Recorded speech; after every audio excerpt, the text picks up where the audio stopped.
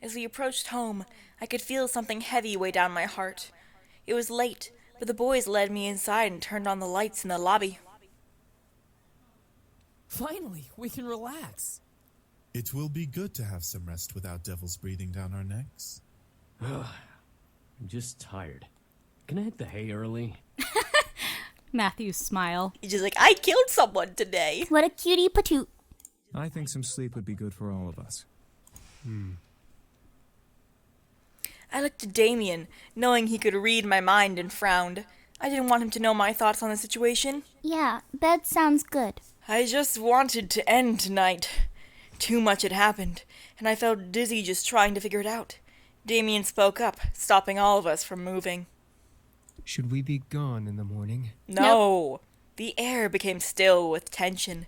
The realization of the situation hit the boys like a wave, forcing them to turn to me in curiosity. They had remembered their deal, and were now awaiting me to decide their fate. I gulped, face to face with the reality of the situation. The boys were leaving it up to me. They looked like they were willing to accept whatever I had demanded. It was only fair, though, after all that had happened. I looked at Matthew, feeling my heart flutter in my chest. I didn't want him to leave, but would he ask to stay? I hoped that they would say no, that he would say no, and ask me to stay longer. As if he knew what I wanted, Matthew moved and stepped to me, taking my hands in his. He gently smiled at me and spoke. I want you to know that you've been really generous to us, and I want to thank you for letting us stay here. But is it okay if we stay a little longer? Of course, darling. Honey, you can stay here as long as you like. On the house. My heart skipped while a large red blush ran across my cheeks. The boys stared at Matthew wide-eyed, but didn't dare to speak out. Matthew stepped back to give me space, returning to where he was. I moved my gaze across each boy, trying to make a decision. If they left in the morning, I would never see them again, and my life would return to normal. If I did decide to let them go, that would have been for the best. I disagree. No goodbyes, no delays. Did I want to? No. They had done so much for me in such a small amount of time. Let them stay! I wanted them to stay. I wanted him to stay. I merely smiled, staring at the man I had come to have feelings for, before speaking at last. I would love it if you could all stay. The boys cheered tiredly, but nonetheless enthusiastically. I giggled at the sight. It was cute to see everyone so excited, despite the tiredness that ran equally through our bodies. Today was a rough day. My home is your home as long as you can still help with the chores. The boys nodded in unison, agreeing to the terms I had set for them. Despite the good situation, I felt myself slowly slipping into unconsciousness. However, James quickly clapped his hands together, getting everyone's attention and waking me up, making sure I didn't pass out on the floor. All right, everyone. We're all very tired, so let's head to bed, shall we? Oh, yeah, sleep is actually a thing. Oh, you. It definitely is. We've had a very long day, but it will be good to just relax tonight and tomorrow. Sleep sounds really good right now. Yeah, man. I watched a happy smile grow onto Matthew's lips. He shared my excitement, knowing that we would be together longer. Who knew how long we would stay together? All I cared about was that I would be with him. The others quickly left to finally rest, leaving me and Matthew alone at last. When I get you alone. My heart fluttered a bit as Matthew practically skipped closer to me in excitement. It was really cute to see him that way, so I didn't do anything but smile. Thank you so much for letting us stay. You're welcome, Matthew. I'm happy to have you stay here. I watched his smile brighten a bit before he cleared his throat and chuckled a bit. I didn't know if it was my tiredness or my growing attachment to him, but I felt myself sway a bit on my feet. However, Matthew's face made it clear he wanted to say something else, making me forget that my bed was also calling for me. Listen, about what happened at the warehouse. No, it's fine. You did what you had to do. I understand. I had accepted everything that happened, and knew that Matthew had to do what he had to do. He was real, and he was someone I didn't want to be without, even if that meant nodding against my curiosity. Besides, I was too tired to explore that memory further. Matthew nodded before holding out a hand to me. Come on then, let's get you to bed. No, let's get you to bed. I nodded. Apparently I'm Fat Albert.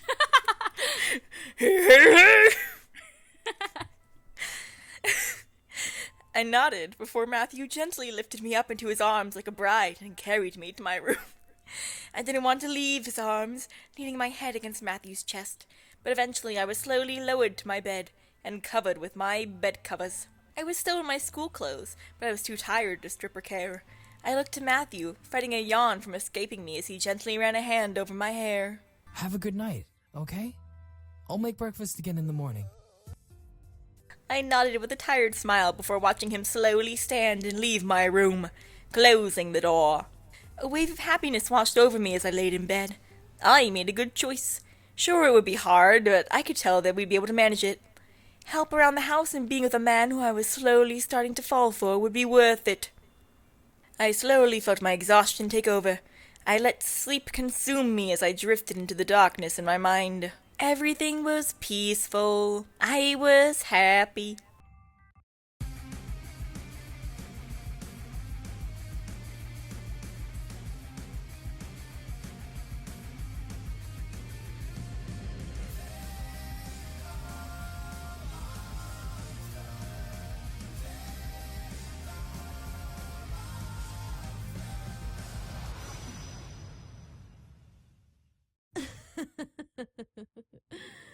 You are an interesting creature. I opened my eyes to see a woman staring down at me with a very sly smirk on her face. I opened my mouth to scream in fright, but a hand quickly covered my mouth. No screaming now. Too early, silly girl. I could only stare up at the woman above me. I still felt weak, not having the strength to move and fight her off. What was going on? And why was she here? Why do the boys like you?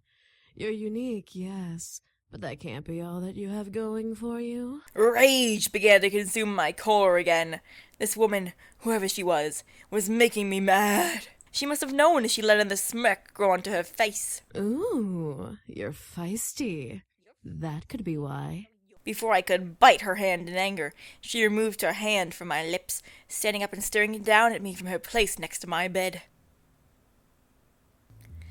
And this is where the saxophone music would come in, but I can't hear it, so, Hold on.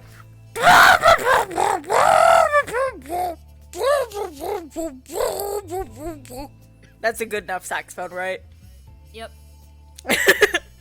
I quickly sat up and glared daggers at the intruder. She was very beautiful, but I felt more anger than amazement. Who the hell are you and why are you in my room?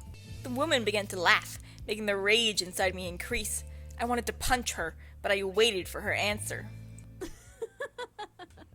How silly of me. I forgot that we demons are not well known of in your world. You can call me Diana, little human. Diana? Demon? You're a demon? I am, but I'm much more than just an average demon. What do you mean? Silly girl. I'm a succubus. Who'd have thought? I mean, the first time around we didn't exactly think so, but who'd have thought?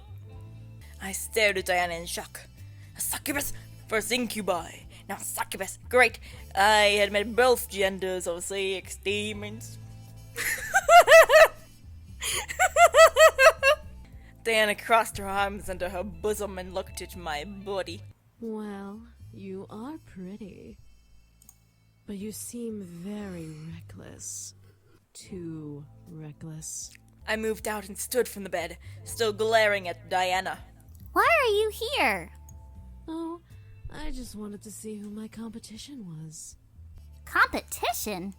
For the boys, of course. They don't belong here, and yet here they remain. I want to know why, and remedy this little issue. This girl was seriously pissing me off. Issue? What issue? They want to stay here so they can. Silly, uneducated human. You don't understand the important roles these boys play in the abyssal planes. You keeping them here is practically imprisonment. You have about 10 seconds to leave. Is that a threat? How cute. What are you going to do? Kill me? And if I do? You barely have the strength to stand, little human. I can rip the rest of your energy out and knock you into a coma. You'll never be able to wake up again. Touch me and I'll... Enjoy every minute of it. I felt my body freeze and heat up to an almost painful haze. My mind began to feel fuzzy as Diana stepped to me and caressed my cheek. Now, you're going to listen to everything I say without any questions. Got it? No. I nodded. Good. I plan to bring the boys back to the Abyssal Plains. Why? So that I can take my place as queen of their realm.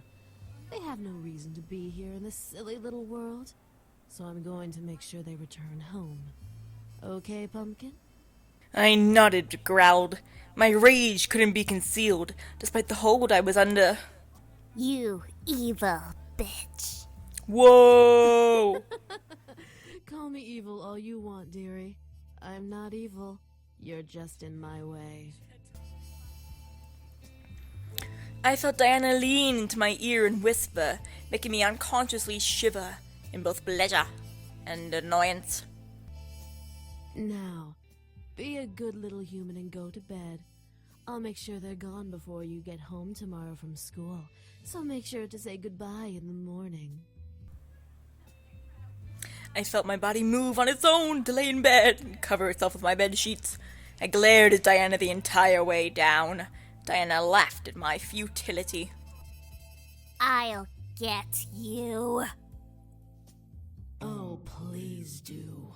All of a sudden, her voice deepened and became cold and demonic, sending a violent, scared shiver down my spine. Her red eyes practically illuminated in the darkness of my room as she glared at me. Give me a reason to make your life a living hell. I gritted my teeth, trying to fight back against the hold on me. She couldn't have been that tough. She needed energy to survive, right? I was sure she couldn't have had enough to hold me down forever. Diana then laughed and returned to normal. Oh, and make sure you don't tell the boys I was here.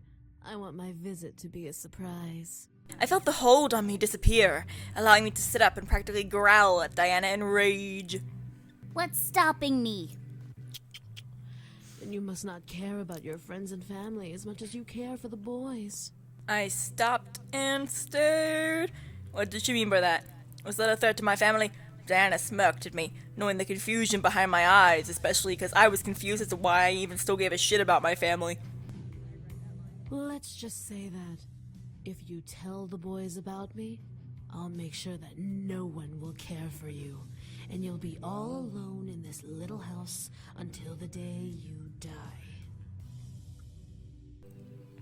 I could feel fear creeping into me. Alone? How could she do that? The word demon reverberated in my head, reminding me that I was facing off against something supernatural. A human with a shield versus a devil was one thing. A human on her own versus a demon was another. Have a good night. Oh, I will.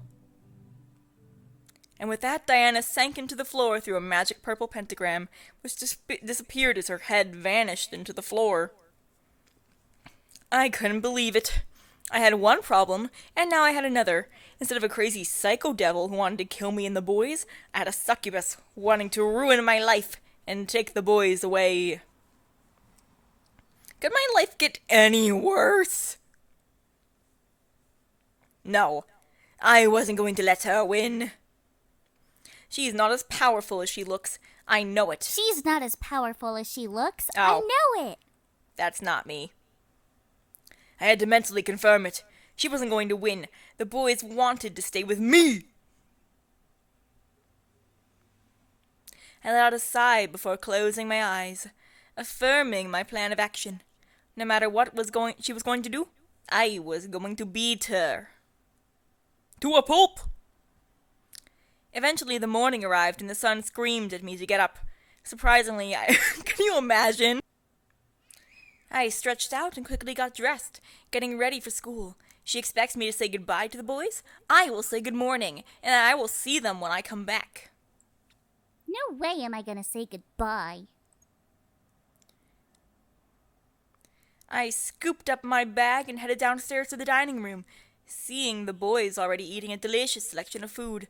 The smell made my stomach growl wildly at the sight of food, drew me to walk further into the room. Good morning, miss. Did you sleep well? Before I could lie, hiding the incident in the back of my mind, Damien furrowed his brows and stopped eating. She's here.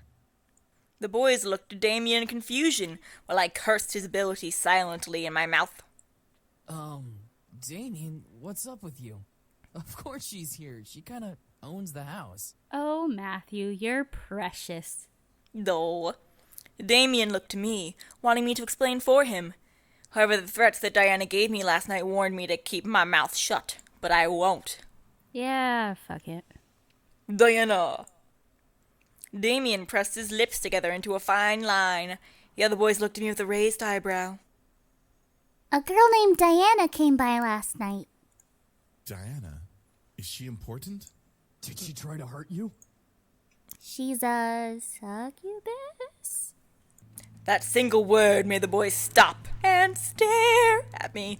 I looked to each boy, unsure of what was going through their minds. Should I have avoided it? No. So, she's come to try and bring us back. She must really be desperate. Well, what should we do now? Nothing. She'll give up eventually. Will she? The boys continued to look at me as if I knew the answer to that question. Damn it, Damien, I love you. She said that if I told you, she'd make my life a living hell. She can't possibly do that, right? She's not a devil. No, she isn't. However, she is a very powerful demon. She's a master of mind manipulation and has been trained in illusion. Unlike other demons who use strength to get power, she uses her charisma. She has the power to make armies bow to her and obey her every whim. That's why she's so obsessed with us. What? What do you mean? Well, she sorta has family ties to us. She was promised to marry one of us in exchange for more power. She's just some whacked up hussy who doesn't know how to close her legs. Sam. Oh, Sam. Sam, learn how to sew, then get back here and tell me that BS. The boys and I looked around the room, wondering where the voice came from. I felt a cold sweat run down the back of my neck in fear, remembering what kind of power she had. At last, we saw Diana by the entrance of the kitchen, juggling a single red apple in her hand as she leaned against the archway. The boys quickly surrounded me, glaring at the intruder. So, you took up a human name as well. Beautiful name, isn't it? Well, for a human name anyway. What the hell do you want? To bring you back, of course. However, you weren't supposed to know that I was coming. I completely forgot about that little mind-reading ability. My mistake. Diana pushed off from the archway and walked towards us, making the boys step closer to me in a protective circle. Diana laughed. My, my. What has the world come to? A group of demons protecting a human girl? I'll tell you right now, she's not that pretty. And from what I can tell, she's still a virgin. Well, incidentally, so are everyone here. So... My face grew red in complete anger and embarrassment. How dare she? Oh, hell no. Snap your fingers. I stepped up, gently pushing the boys away to be face to face with Diana. I was furious, and she was about to feel my wrath. You are in my house. You are an intruder. You have no power here. Oh, really? Do I have to remind you of the power I have, dear? Please don't. With a snap of her fingers, my mind suddenly locked up, and I felt blank. I could see the world around me, but I lost control of my body. The boys quickly reformed around me with James gripping onto Diana's wrist in anger. You will leave this instant. Or what? You'll kill me? I completely dare you to. Let me do it. I could use the workout. Don't. The boys looked at Damien while Diana smiled at my blank state. I wanted to fight back this hold, but her power held me down. And why not? She wants us to kill her. If she dies, then civil war starts in the demon world. Very good, sweetie. What happens in the demon world doesn't concern us anymore. We live here now. The demons will come to the human world and hunt us down before attacking each other. Oh, good. The demons will come to the human world all because of her? You sneaky bitch. With another snap of Diana's fingers, I was released from her hold, almost buckling to my knees. Well, will you all change your minds? I assure you, it's for the greater good. I expected the boys to say no. What I heard was complete silence. None of the boys replied to Diana, which made me both nervous and fearful as to why. Diana leaned her head back a bit, surprised for a different reason. No. Well, I see. Was silence truly them saying no to her? I looked around at the boys and saw the disobedience in their eyes, giving me my answer. I felt my heart flutter, especially when my eyes landed on Matthew. He kept close to me, glaring daggers into Diana.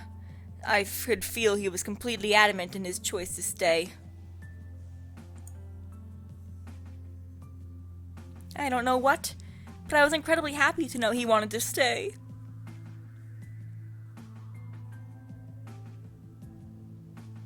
Diana sighed and pressed a finger to her temple, rubbing it gently.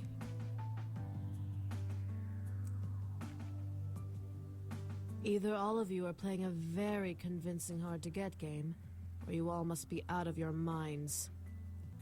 Diana then looked to me, locking her gaze with mine as if to read me. I could tell she wanted me to do something, but the boys would stop her. The stare was her only available action. After a small moment of silence, Diana licked her lips before breaking the gaze battle and smiling to the boys around me. Very well. I guess I'll take my leave now. What? Her leave? Was she serious?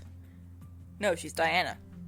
The boys around me straightened up and grew confused looks on their faces as Diana stepped back and away from us with a small bow, flaunting her cleavage.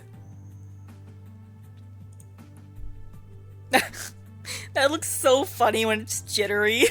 It's just like dropped frames. But not another word. A deep purple pentagram appeared under her feet, and Diana's body slowly sank into the floor. As her head vanished into the floor, the pentagram vanished. At once the boys relaxed.